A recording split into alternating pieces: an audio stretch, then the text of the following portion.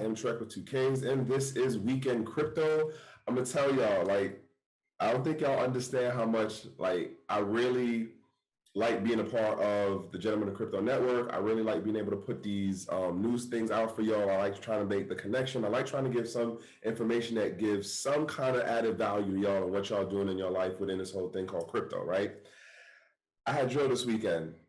I said, when I get in the house, I got to jump straight on the laptop and make this content, because if I touch anything else, I was not getting a weekend wrap up on Monday. Dead ass. Like, been out in the field and everything, still got my whole tan on and all that, but I'm making this content for y'all. So I do hope something in this does, give y'all an update or give you some kind of insight on something that you might not have thought before. Again, Gentlemen of Crypto and all the different contributors, we collect receipts. So here we go, jumping into the first story. And this one, breaking news at the time for when it came out, which was the hack that was going on over the weekend. And it was Etherscan, CoinGecko. The earlier version of this article had said that it was also DeFi Pulse, but then it turns out that it wasn't DeFi Pulse.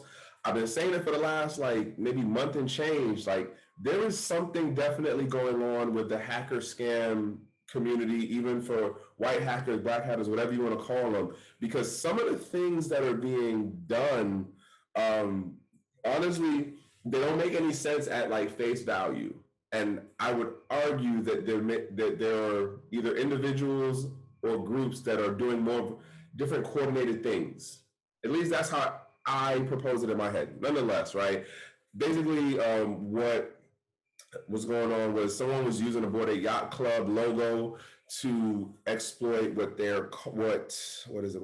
it? The person from Etherscan is saying was a Coinzilla, a script done by Coinzilla. Not 100% certain, but nonetheless, if you have a MetaMask, if you looked at anything going on within Etherscan or CoinGecko, you can definitely look it up more on Twitter or even one of the other news sites for the crypto stuff. The point being is, be careful, folks. Be careful. The hackers, the scammers, the people who just want to do funky things or just experiment, they're getting more and more creative. At the end of the day, that's what this reads to me as. They're getting more creative in how they look to mess around with the various technologies that are involved in this thing we call DeFi, and this thing we call cryptocurrencies, and this thing we call blockchain technology and smart contracts and all of that stuff. So be careful. Hopefully nothing happened to your account or anything like that. The biggest thing is, don't go clicking stuff that you don't know what it is. Also, there's a feature on MetaMask where you can have you can give the site the ability to just do transactions on your behalf. If you're not monitoring stuff like that, don't have that feature on. That's how you get drained. That's how you get got out here. It's rough in these streets. So we're gonna jump into this next story nonetheless, right? Seeing this one, and Coinbase is on the radar for a couple of different lawsuits. I swear to God, this is like the third thing that I know about. But this one in particular, let me get close with this one, y'all. Listen, this is why I keep saying the new folks coming in don't care about none of the first decade principles and values and all that. A number of the new folks coming in are not under the what's the word I'm looking for? The altruistic belief or the motto of being your own bank. If you want to be your own bank, right?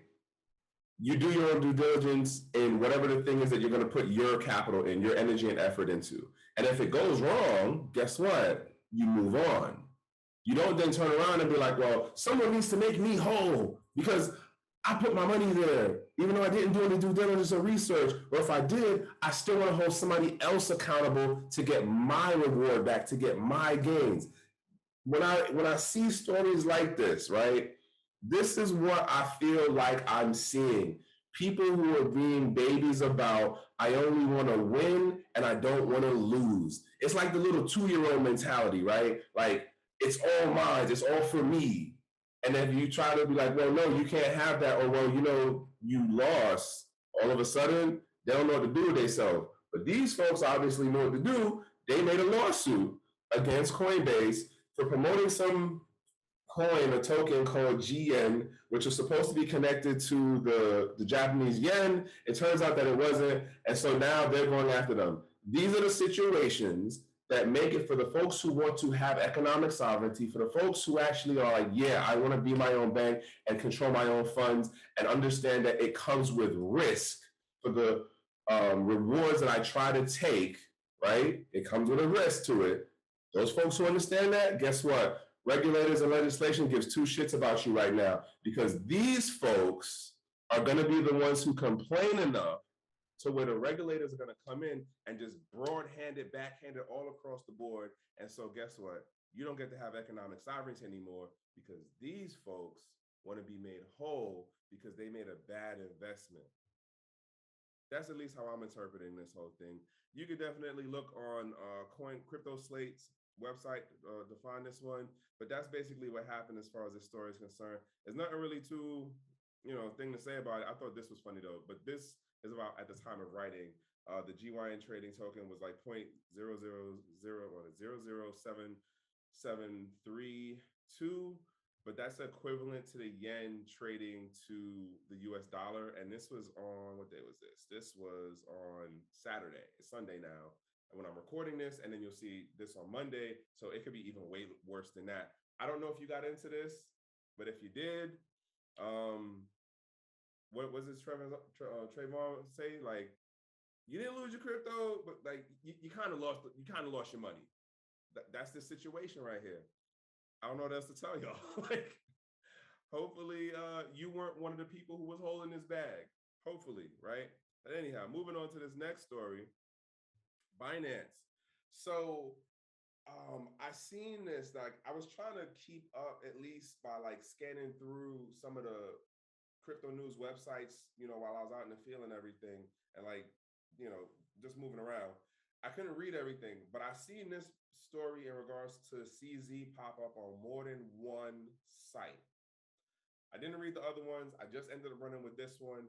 What I kind of take away from this is it almost seems like the industry is on some like, let's make some division between CZ and Do Kwon.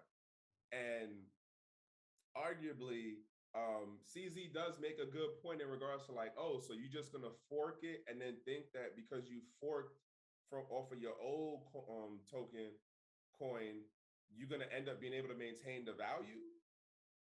My counter to this though is,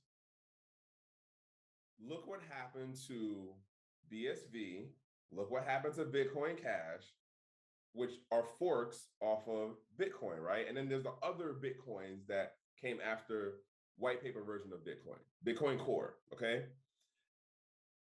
In regards to the whole thing of value, as long as you can get more than you and another person, right, to agree, or like you and another person to agree that, hey, this thing will have value, guess what? It has value. It has a utility between you and the other person. This is just what happened in Bitcoin Cash. This is just what happened in Dash. This is just what happened in like the plethora of other cryptocurrencies and tokens in the space. Like, somebody said they wanted to do something different. Granted, this scenario of why they're making the fork is unprecedented, but it's still the same thing of you're making a fork off of the original thing you had. Let's see how much of your original community will actually come over to this new thing. And if enough of them come over, it could still work. Not saying it can't. Hey, this ain't financial advice. If you try to, grab the Luna on the low, I mean, I hope it work out for you. It's just, I'm not in that part of the space. I'm just watching it as a spectator, and that's what it is. But nonetheless, though, I do think that there's some level of, because like, even the way they take the quotes out of this, it's like, well, he kind of is paying attention to it, but he doesn't really pay attention to Terra. And it's just like, well, why are we picking and like trying to put them against each other, I guess to say. And it could really be that, CZ just gives two licks about it, and then people just keep asking him the question, and he just like, listen, like, the shit ain't gonna work. Like, I don't know what else to tell you. Like, I don't need to waste any more brain energy on this dude's stuff. I got my own $1 billion company to run. I don't care what he does. It could be like that. He could actually not really like either Do Kwon directly or just the project. I don't know. I haven't paid too much attention to it, but I've noted that this CZ thing popped up in a couple of different stories. I mean, a couple of different websites. So that's why I brought it up. So this happened over the weekend. Jumping into this next story, right? Yo, my man Arthur Hayes cannot catch a break. I'm gonna say it again. My man cannot catch a break. So the court case is coming to the close as far as like, all right, you pled guilty to this thing. This is the charge. Now the prosecutor's like, yo, Your Honor, I think we need to give him at least a year. I think we need to give him at least a year. And the reason being is because if we don't make an example of him, we won't get the other people to comply. My guy, this sort of to me is just like, and let me jump into some of the highlights of this so y'all don't think I'm just talking about ass and how they said this. So here it is. Prosecutor submitted the sentence recommendation to the U.S. District Judge John, I don't even know how to say that, in Manhattan on May 12th. So that was just this week passing, right? Let me jump back up. Prosecutors have filed a sentence recommendation in the case against BitMEX co-founder Arthur Hayes, seeking a minimum 1 year imprisonment. Minimum. Now, mind you, when he did the charges and everything, it would be like, hey, you would agree to a deal, and it says it right here, which he had the lawyers take care of this whole thing. They were supposed to cross the T's and dot the I's, right? And so, 6 to 12 months in the plea deal. And then he had to pay $10 million himself, and then his other co-founders had to pay $10 million. Nowhere in this article does it talk about what the recommendation is for the other co-founders. And then I think the business development person, he just flat out said like, no, I'm not pleading the shit, and I'm not saying I'm guilty of nothing. So he in a whole nother scenario about himself. I didn't even know about that until I read this particular article. Nonetheless, though, here's like I said, like either this is a arguably another type of shakedown, but not like your man can't get a break, right? I'm giving y'all the money. It's not like y'all giving it to the investors. It's not like you giving it back to the U.S. public. You're keeping it for yourself as your agency.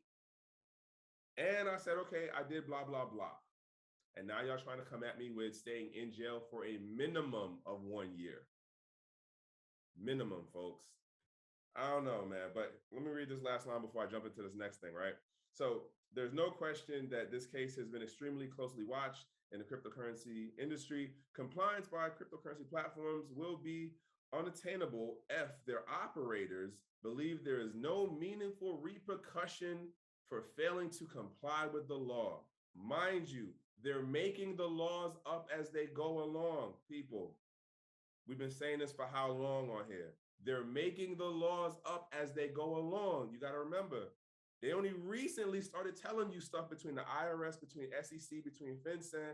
I forgot the name for the other one I can't think of right now. But they only recently started saying stuff.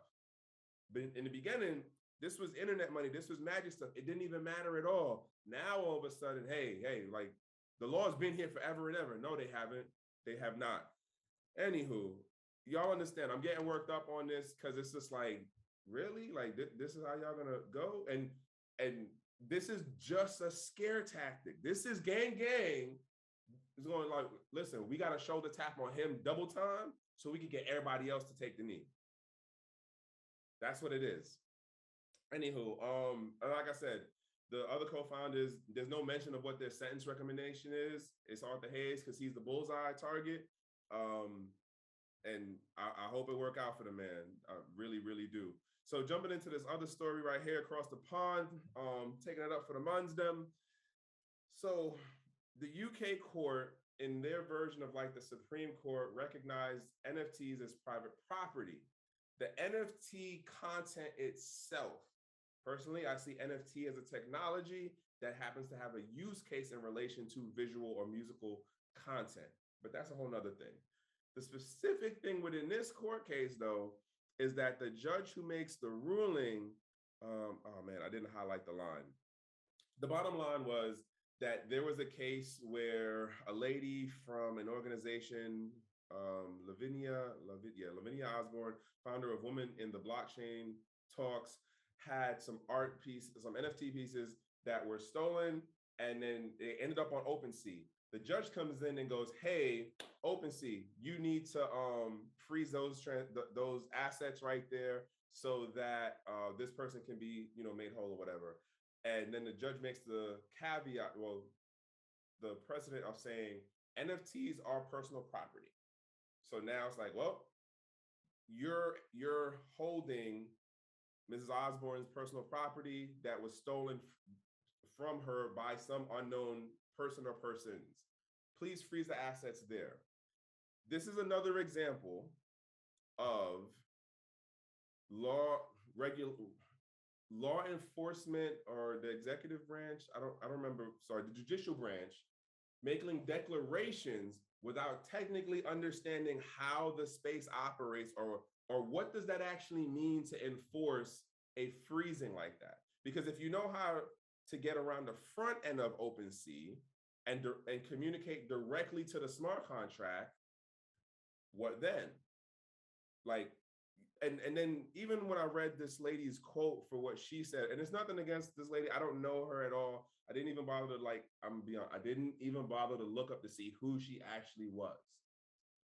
I do understand the thing of, hey, this was our intellectual property or property in relation to the internet and stuff like that. But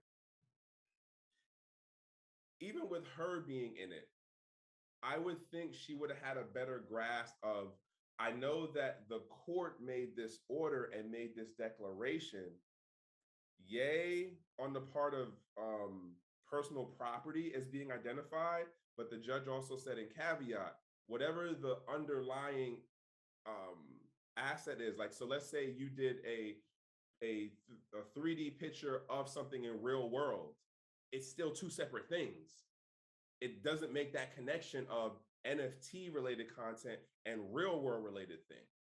That's the caveat part that's going on right here. It'll be curious to see how other cases across the pond play out into this, and how the courts here in the US interpret this scenario when lawyers start arguing about property rights in relation to NFT based assets, right?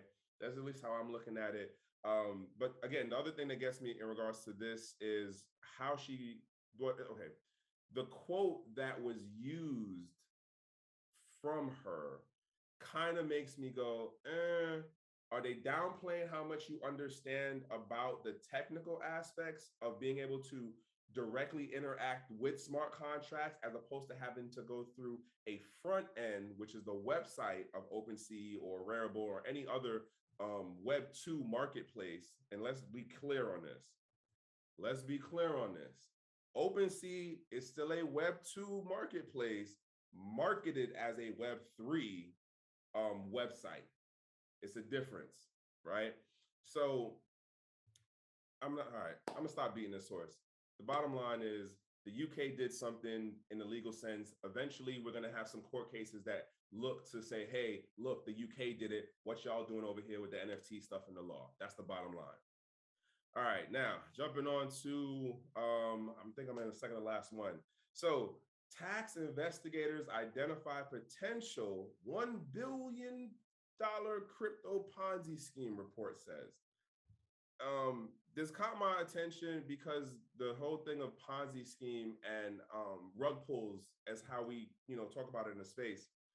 And I was trying to kind of figure out where this was going. And then I realized who wrote it, which was MarketWatch.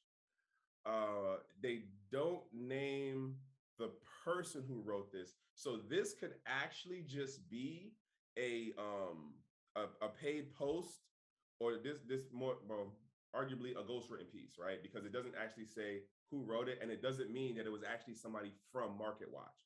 And I say this on the end of, I've done the ghostwriting, so I know how this shit looks. The point of where I'm getting into with this is, we're throwing out the word Ponzi scheme and like, oh yeah, this is a Ponzi, this is a rug pull, this is questionable. Why? Because when I use certain words in print and then the connotations that come with them, it gives you a certain frame of understanding and context. It doesn't mean it's the right thing. It means I'm pushing you in a direction of how I want you to see something, how I want you to understand it. That's what this is. Okay. Now, here and the first two lines threw me off. International tax officials have identified more than 50 leads to potential crypto tax crimes that may lead to official official investigations in the coming weeks, including one that could be a $1 billion Ponzi scheme. They're basically saying, we found some things that we think could be like, oh, you're a security violation. Oh, you didn't pay the taxes on, something a year or something ago. And then we threw out the big number. Why? Because big numbers lead, right? We use the B word. It's $1 billion. Oh, snap. It's $1 billion. That's a lot of money. Doesn't mean that if they have 100 cases, it could be something like only 10% of them are the ones that actually get investigated and go to, and like out of that, let's say 3% of them go to trial, right? But they throwing out these big numbers to make y'all think a certain way. Jumping down into this next one, then it goes, American tax officials said Friday that they were following separate leads into schemes focused on things like non-fungible tokens and other decentralized parts of the sector. It's not a quote, but I'm still lost at what's the difference between the international tax officials? What agency is this? What company is this? What think tank is this? What, like, who? You see what I'm saying? How they throwing out words? So jumping into the next thing, then it jumps to say that the American tax officials, so are we saying the IRS specifically said this? Did OFAC say this? I've been talking about OFAC for months. It's a difference. Give me specifics, because then I can go and like, oh, like, let me see what you said in another thing. I need a name. I need a department. Okay. The bottom line is, the way this reads to me is they're using the scare tactic to say, hey, we think we found areas within the crypto space where people are doing illegal activity. No shit, Sherlock. We already been knew that just like in fiat, people do shady things. People who do shady things will always find a place to do shady things. It's the bottom line human nature thing of it, right? So now here they are basically trying to scare it into, where is it? Top criminal tax and financial officials from the UK, US, and Canada, Australia, and the Netherlands, a group known as the G5. Again, we don't get names of people. We just get like this synonymous kind of naming thing. But it's not officially like, what department do you sit in? Like, where are you the head of? Where's your office at? What is your mandate? What is your doctrine? Like, who are you? What do y'all really do? How I read this is basically looking at capital flight control, and they're using the idea of criminal activity to then push down on regulating the space, but in a more coordinated international effort. That's why they talk about X amount of these countries as far as UK, Canada, and Australia. And like, you hear the things coming out of Australia and what they're doing. The Netherlands, I actually kind of find it interesting, which means I got to look up later on what's going on with the Netherlands for them to be in this particular group. Jumping into the next story. Also, as you see, this actually initially came out of Bloomberg. I didn't read the Bloomberg article, but if you want to dig deep, do a deep dive, definitely follow up on the Bloomberg article about this G5 thing. All right. What is the other thing? So US Treasury. So again, they're signaling, because they're trying to get you to look at this crypto activity in a broad stroke painted brush of its majority, if not all, negative. There are criminal, shady, coder hacker people that are the only ones using this thing. That's what's going on right here. I'm trying to tell y'all, it's a scare tactic. This is like, that's how I read this article. Just saying, somebody ghost wrote it, and then they placed it out there to make it seem like this is what's going on in the space, and we're coming here to protect you. We need to protect the people. This is about capital flight control. At least that's my interpretation of it. But what do I know? I'm some guy on the internet who wears shades. Take it or leave it. It's not financial advice. Was there anything else that I thought was? Oh, let me just hit the Yellen part real quick. So Treasury Secretary Janet Yellen told lawmakers Thursday, and this is this week passing, that the meltdown of Terra USD stablecoin highlighted the need for regulation. So you see how they seized the opportunity of, yo, we got to come in and we got to make up the rules for this thing because we can't be letting them do what they do. You see what the market did? Again, X amount of the new folks coming in would argue, oh, this is a good thing to bring stability to the market. But if that's the case, then you should just stayed in the old traditional stocks and bonds and all that market and just left the crypto stuff alone because you didn't want to, you know what, let me stop saying it like that. Because it's really not about all of us having economic sovereignty. At the end of the day, most people don't care about having economic sovereignty. At least that's my opinion of it. And I'm gonna leave it right there on that one because I can see I'm gonna go off on a tangent. All right, last part. NFTs are all right. So this person Niels oh God, what the hell kind of name? Okay, Dutch person. Upkin, whatever. Basically, it was like, hey, NFTs are one of the modern digital ways of trade-based money laundering. Again, they're showing you and highlighting the negative aspects, and then they're virtue signaling with negative connotation related things to make you say, oh no, I need to stay away from that because bad people use those things. Just saying, the volume doesn't work for it. We've been through that. Again, we collect receipts here on Gentlemen of Crypto. We can go back to the 2017, 2018 in different periods to be like, yo, here's the breakdown of these numbers. Here's when this person said that. Just saying.